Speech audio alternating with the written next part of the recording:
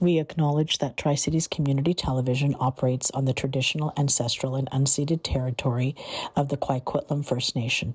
We thank the Coquitlam who continue to live on these lands and care for them along with the waters and all that is above and below. Bienvenue au Tête-à-Tête. Je suis Geneviève Carl-Lefebvre, journaliste et animatrice avec la télévision communautaire des Tri-Cities. Le Tête-à-Tête est une série de vidéos bilingues enregistrées ici à Coquitlam. Aujourd'hui, je suis avec Sarah Corbière, représentante de Réseau Femmes, et Rachel Charvensky, liaison entre BC Family Support Institute et le groupe des parents extraordinaires. Bonjour les filles. Bonjour. Bonjour. Bonjour. C'est un grand plaisir de vous avoir parce que vous faites des choses extraordinaires. En commençant, on va dire souvent extraordinaire. Expliquez-moi, c'est quoi exactement le regroupement des enfants extraordinaires? Alors d'abord, le regroupement, il fait partie de Réseau Femmes. Réseau Femmes, c'est un organisme francophone à but non lucratif qui existe depuis 35 ans maintenant et qui a une portée provinciale. Du coup, l'objectif, la mission de Réseau Femmes, c'est de regrouper, de soutenir et de promouvoir les femmes francophones et puis de les soutenir. Donc, du coup, il y a des regroupements qui sont organisés avec des représentantes.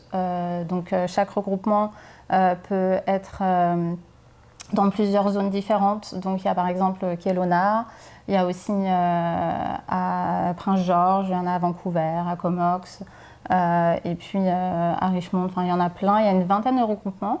Et on a aussi un regroupement à Coquitlam. Et on a aussi un regroupement qui est en ligne. Et celui-là, il est pas lié géographiquement à une zone. Il est vraiment ouvert à toute la Colombie-Britannique. Et donc, il s'appelle le regroupement, donc la communauté autour des enfants extraordinaires. Excellent. Dites-moi, c'est quoi exactement? Qu'est-ce que vous faites? Qui vous aide? Eh bien, c'est un groupe qui rassemble les parents qui ont dans leur vie un ou plusieurs enfants avec des besoins spéciaux. Donc on dit extraordinaire parce que c'est écrit en deux mots, extra plus loin ordinaire, parce que c'est une façon de sortir en fait des étiquettes.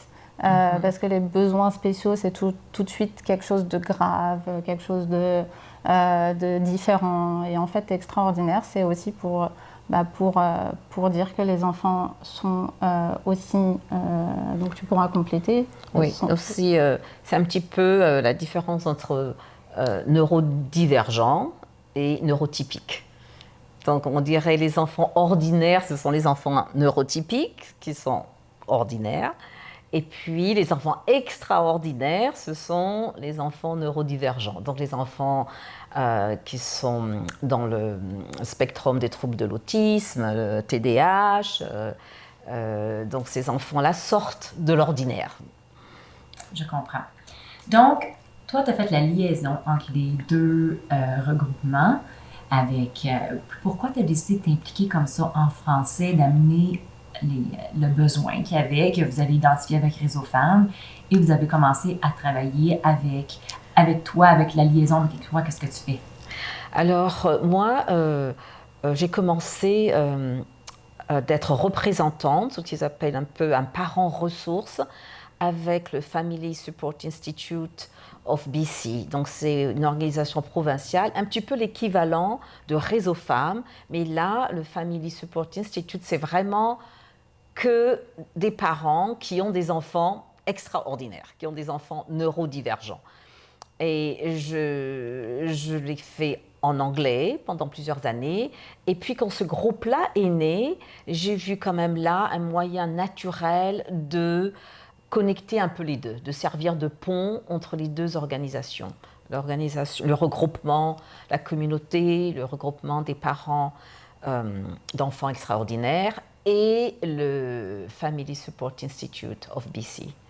Je peux rajouter, le groupe a été créé en 2020 parce qu'il a été raccroché à un projet qui s'appelle Aider sans se brûler et qui est un projet qui soutient les personnes aidantes francophones de la Colombie-Britannique. Et Rachel pourra expliquer ce que c'est une personne aidante, mais du coup on rentre là dans le rôle d'une personne aidante. Voilà, donc ça c'est un petit peu le pont entre les parents d'enfants extraordinaires et la personne aidante. Donc un parent d'un enfant qui a des besoins spéciaux, un enfant neurodivergent, souvent fait beaucoup pour aider cet enfant. Et souvent a tendance à s'oublier elle-même. Je dis elle parce qu'une majorité, c'est quand même des mamans, bien qu'il y a des papas extraordinaires, mais c'est souvent des mamans. Et donc, on a tendance à s'oublier, on a tendance à faire beaucoup, on a tendance à tomber dans le burn-out. Et donc, c'est comme ça que ce projet dont Sarah parle, qui a été créé en 2020, s'appelle Aider sans se brûler. Donc on aide, mais on essaie de ne pas se brûler, de ne pas faire du burn-out. Ça concerne non seulement les parents d'enfants neurodivergents, mais aussi les parents, les enfants qui s'occupent de leurs parents, les personnes âgées. Donc c'est aussi une personne aidante. Et la définition d'une personne aidante, c'est dès qu'on s'occupe d'une autre personne, qu'on l'aide chez elle ou qu'on l'aide au téléphone, on s'occupe de prendre ses rendez-vous avec le médecin, on regarde si elle n'a pas besoin d'un équipement spécifique pour l'aider à marcher, un déambulateur, est-ce qu'elle a besoin d'une rampe. Donc à la fois l'aide directe, mais ça peut aussi être une aide à distance. Donc je sais que Sarah, par exemple, elle s'occupe beaucoup de sa maman qui vit encore en France. C'est ça, je suis une personne aidante à distance. À distance. En plus d'être une personne aidante au quotidien. Voilà, à la maison, oui. Okay. Et beaucoup font ça. On s'occupe à la fois, donc nous, les parents qui ont des enfants neurodivergents, ça ne nous empêche pas aussi de s'occuper de nos parents qui ont des besoins. Donc ça fait beaucoup de choses, beaucoup de pression sur nous-mêmes, qu'on s'en aperçoit ou pas. Et donc, de là est sorti ce projet « Aider sans se brûler ». J'adore le titre parce que c'est vrai, hein, puis je pense que même des fois, on va aider une amie ou quelqu'un qui est dans une situation spécifique, puis des fois, on vient brûler, mais quand c'est à la maison, c'est toujours à la maison, c'est quand on vit avec un de nos enfants ou quelqu'un qui est à côté de nous toujours, ça devrait être c'est fatigant des fois. Donc, moi, qu'est-ce que je veux savoir? C'est quoi les services qui est offert? Donc, aider sans se brûler. Donc, j'imagine qu'il y a de l'aide, peut-être, est-ce qu'il y a de l'aide à domicile? Qu'est-ce qui se passe? C'est quoi les services qui sont offerts? Dans le cadre du regroupement, enfin, le groupe Communauté autour des enfants extraordinaires, depuis 2 ans, c'est devenu un regroupement de Réseau Femmes, ce qui veut dire que, comme les autres regroupements, il permet d'organiser des activités. Donc, en fait, Réseau Femmes permet d'organiser des webinaires, par exemple, avec des webinaires en français et puis présentés par des professionnels francophones pour les francophones. Et donc, ces personnes sont rémunérées puisque l'organisme soutient le regroupement. Et aussi, ça nous permet d'organiser du coup des activités. Bon, là, par exemple, j'expliquerai peut-être après, mais on a fait plein de choses différentes l'année dernière. Mais en tout cas, l'idée, c'est vraiment de rassembler les membres de la communauté francophone qui ont des enfants extraordinaires et donc pour leur apporter du soutien. Voilà. Donc, c'est de créer la communauté et la communauté s'aide avec les différents besoins de chaque famille. Parce qu'on le sait, chaque enfant extraordinaire, chaque situation est différente. est unique, ça. oui. Donc, c'est de regarder qu'est-ce qui se passe, puis c'est d'évaluer les besoins de c'est quoi les besoins et également, est-ce que la maman ou le papa ou la personne qui aide, la personne aidante, ça peut être les grands-parents. C'est ça. À quel niveau qu'ils sont rendus, combien d'aide qui est demandé, j'imagine.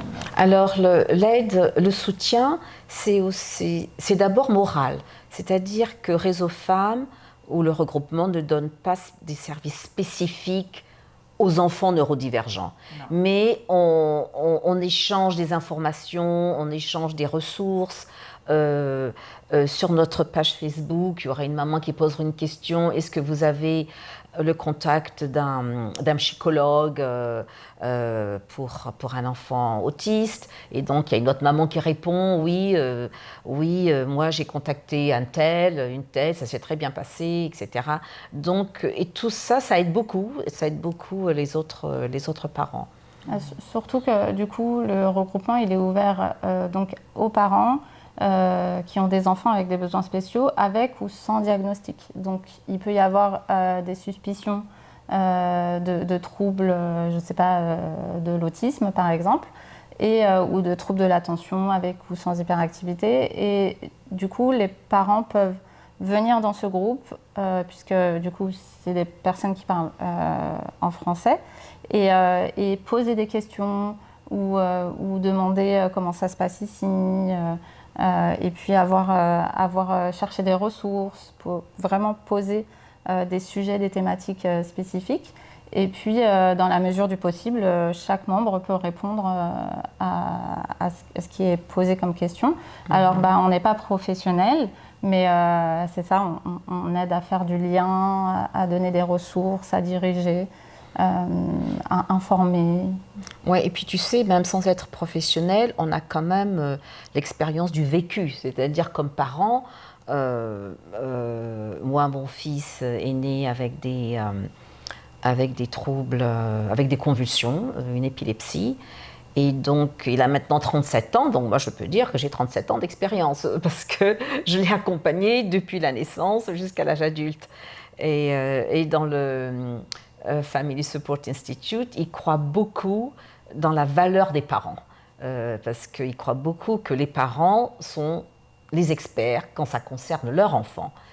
Le monde professionnel, les médecins, etc., c'est très important qu'ils écoutent les parents, parce qu'après tout, ce sont les parents qui connaissent le mieux leur enfant.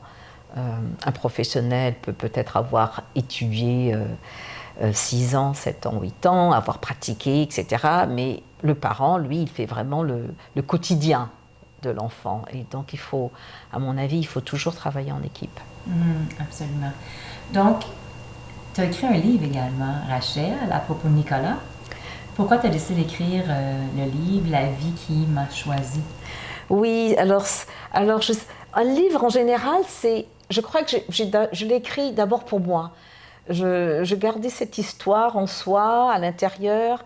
Et puis, j'ai eu une vie assez intéressante parce que ce livre, La vie qui m'a choisi, c'est le récit autobiographique de nos 2 ans passés en Russie, de 2003 à 2005. Et la Russie, à cette époque, c'était quand même il y a 20 ans, c'était un pays difficile. Les gens étaient racistes, les gens croyaient beaucoup en la supériorité aryenne, cette race de blonds aux yeux bleus, qui ne correspondait pas du tout à mon physique, évidemment. Et donc, les 2 ans que j'ai passés là-bas, mon mari travaillait avec les Nations Unies. Lui, il était bien, c'est lui qui a le nom russe, Tchervinsky, mais moi, j'étais différente. Et en plus, donc moi, déjà différente, et puis d'avoir un enfant neurodivergent, ça doublait un peu la vulnérabilité. Et donc, après les 2 années en Russie, quand nous sommes revenus à Vancouver, j'ai tenu à écrire ce livre. Oui. Excellent. Maintenant, je veux savoir, c'est où, on va revenir aux enfants, on va parler des enfants et des parents encore, Mais je veux savoir, est-ce que c'est partout à Vancouver? Il y a également un regroupement ici dans les Tri-Cities. Ouais. Comment on fait pour vous trouver? Alors, déjà, on est trois co-représentantes. Donc, on a 3 zones géographiques différentes. Moi, je vis à Port Coquitlam, donc je m'occupe de la partie de Tri-City.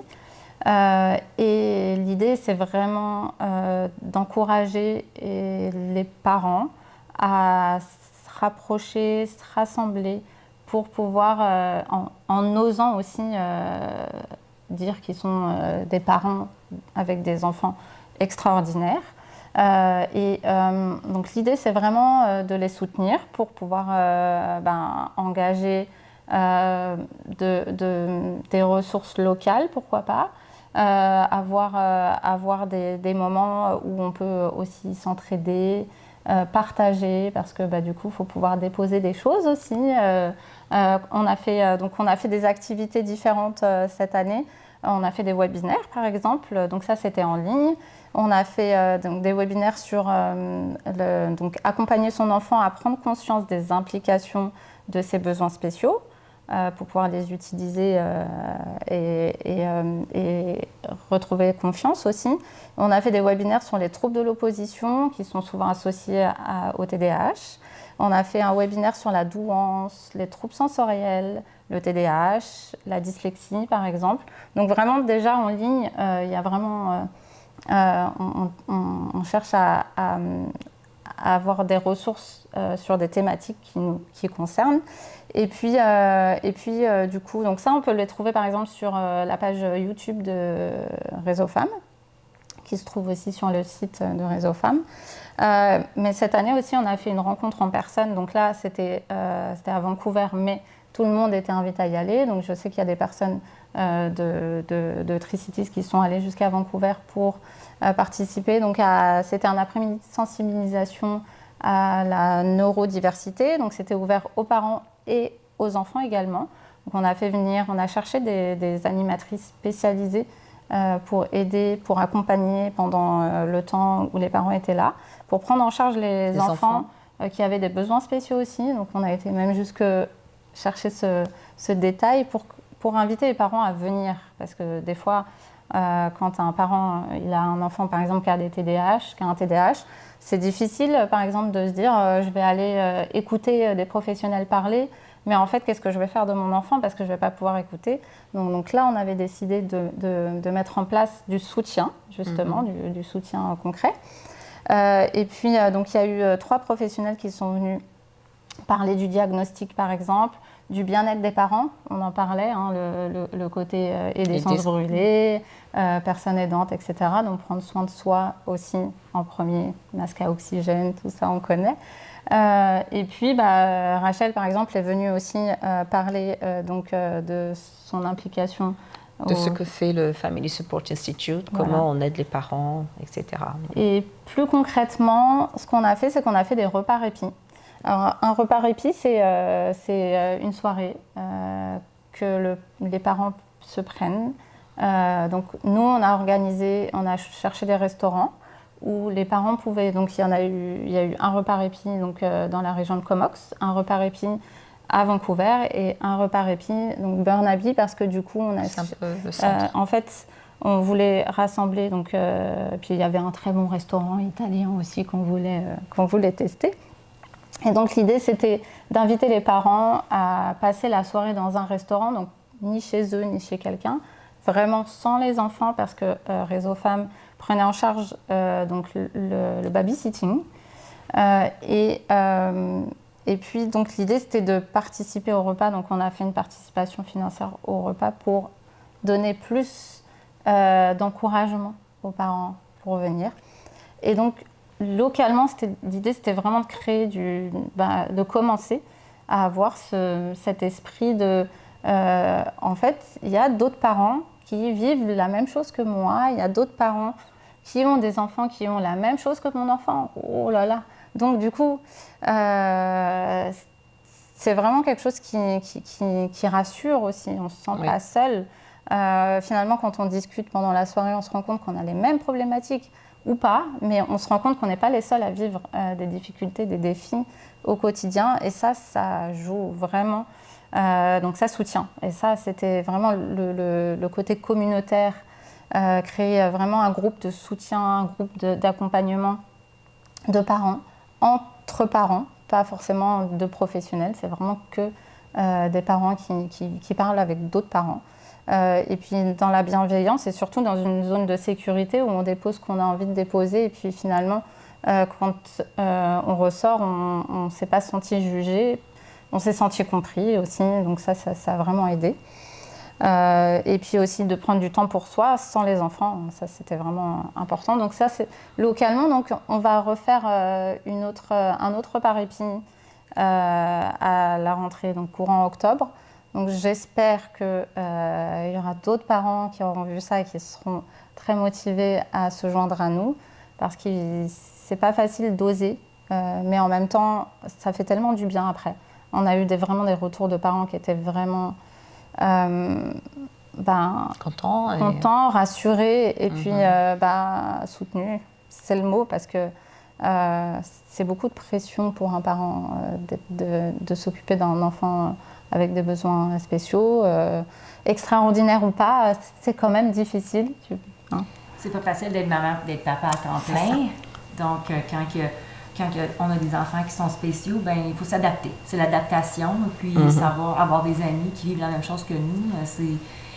Dans le fond, ça combat l'isolation. Donc, c'est très important. Je veux savoir, tout ce que vous m'avez parlé, c'est tout en français. Oui. Donc, tous les services, mais les services, quand je veux dire, le repas répit, quand vous êtes rencontrés, c'est un service, c'est un regroupement qui est francophone. Oui. Donc, tout est en français. Parfait. Donc, là, si on veut aider, on est peut-être une maman, un papa, peut-être qu'on n'a même pas d'enfant, mais on veut aider. Est-ce que on est francophone? Comment on fait pour vous rejoindre? Et est-ce possible d'aider? Alors, déjà, oui, c'est possible. En fait, par exemple, nous, ce qu'on voudrait, c'est créer vraiment comme pas une banque de ressources, mais disons que, en fait, il y a beaucoup de professionnels qui parlent français, mais qu'on ne connaît pas, qui sont partout là, en BC. Et vers chez nous, là, surtout, c'est important. Mais du coup, l'idée, c'est vraiment d'inviter les professionnels francophones à nous contacter pour pouvoir partager. Donc, s'ils travaillent avec ou pour les enfants qui ont des besoins spéciaux, donc les inviter à partager leur expertise avec nous lors de webinaires, par exemple, pour que ça puisse partager à tout le monde, ou si on refait encore, on espère, un événement en personne, pourquoi pas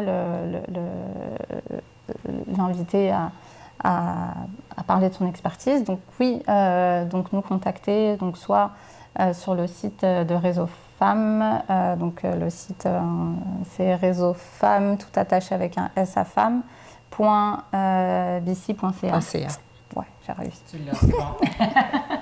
Et puis surtout, si vous êtes parent francophone et que vous avez un ou plusieurs enfants avec des besoins extraordinaires, on vous invite aussi à nous rejoindre, à rejoindre cette communauté, parce qu'il y a vraiment de la bienveillance, de l'écoute, du partage, des thématiques qu'on aborde, des questions. Et puis voilà, c'est important.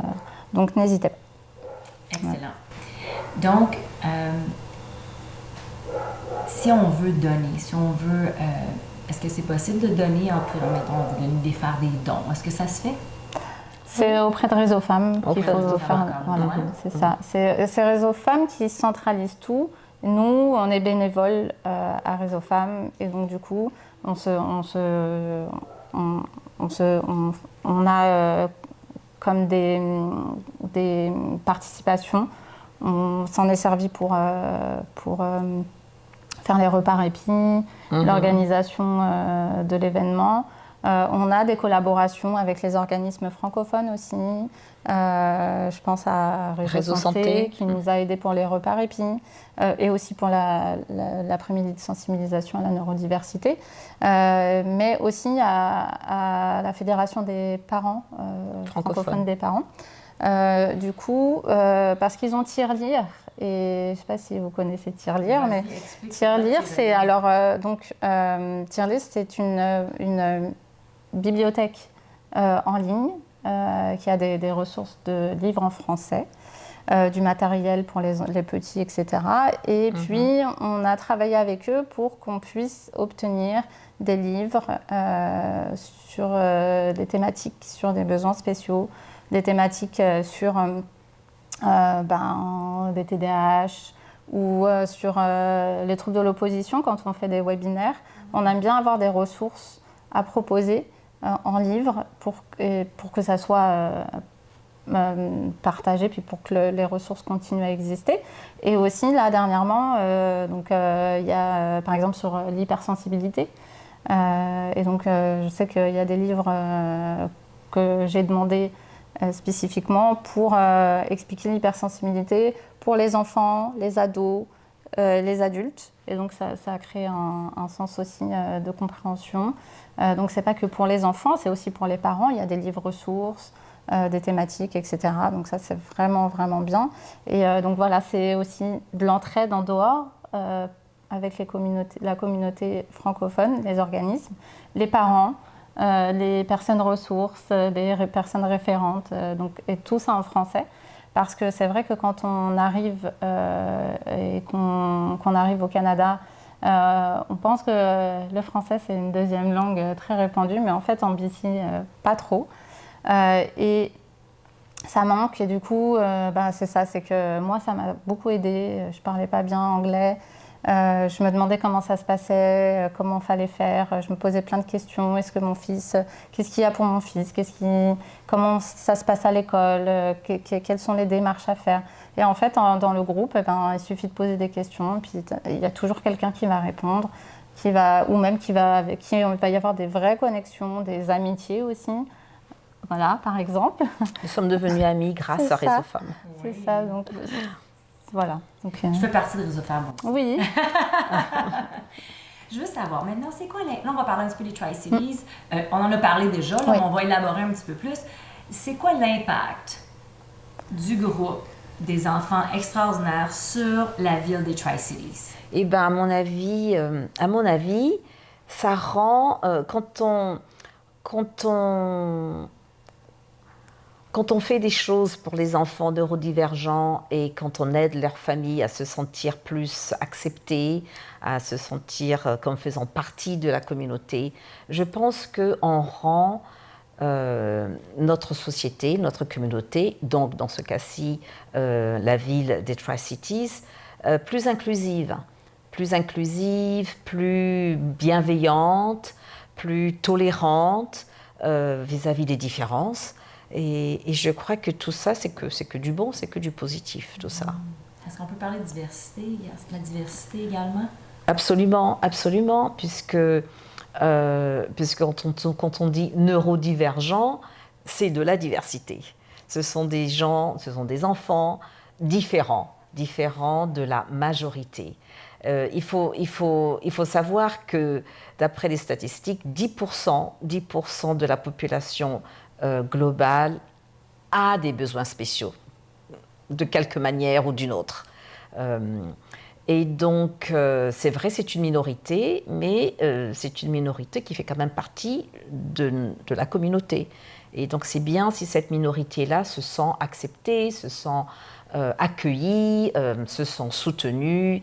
Et donc, je crois que quand on fait des choses qui rendent une ville, une communauté plus accueillante, plus diverse, plus ouverte, plus tolérante. Tout ça, ce sont des choses dont notre monde a besoin, beaucoup, en ce moment, plus que jamais. C'est ça. Et en plus, donc, on est francophone, il y a des écoles en immersion francophone, et il y a aussi l'école des pionniers de Maillardville, qui est une grande école et qui aussi, donc il y a, je ne sais plus de 400, je ne sais même plus, c'est une grande école. Il y a plus de 700 élèves. 700 élèves, c'est ça. Oui. Donc, il y a forcément des enfants avec des besoins spécifiques. Il y a des parents qui ont besoin de se connecter Il y a des parents qui ont besoin de partager, d'avoir du soutien. Et ces parents-là, peut-être que voilà, ils osent pas. Donc j'espère que du coup, le fait de parler de cette initiative localement les aideront à venir au repas répit ou à d'autres événements qu'on organisera à l'avenir, sans crainte de jugement, sans crainte Venez voir, venez cogner à la porte. C'est ça. Venez une fois, venez Entrez. deux fois, rentrez. Faites-vous des amis. Exactement, on a tout le temps besoin d'amis. Puis, comme vous l'avez dit, je pense que souvent, ces parents-là ou les personnes qui sont aidantes, peut-être, se sentent un petit peu seules. Puis Oui. l'idée, c'est de créer une communauté. Les filles, est-ce que vous voulez rajouter quelque chose avant que je vous laisse aller aujourd'hui? On a fait un bon travail? Non, c'est ça. C'est ça, il y a toujours plein de choses à dire. Après, c'est vrai que c'est...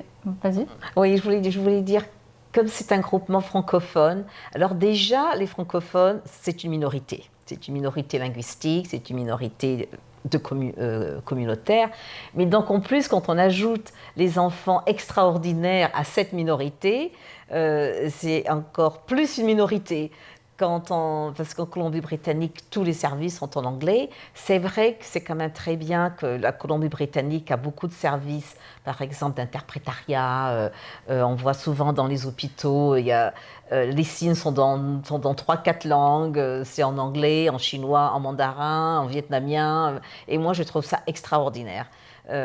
Mais concernant la communauté francophone, on est déjà une minorité linguistique, une communauté minoritaire, et quand en plus on parle de la communauté des enfants extraordinaires à l'intérieur de cette minorité linguistique, donc on est vraiment un groupe minoritaire qui a grand besoin justement de se rassembler, de se retrouver, Pour de lutter contre les partager, défis. de partager nos ressources pour lutter contre l'isolement, ce sentiment d'être seul, d'avoir un enfant pas comme les autres, etc. Donc, Ça rassure.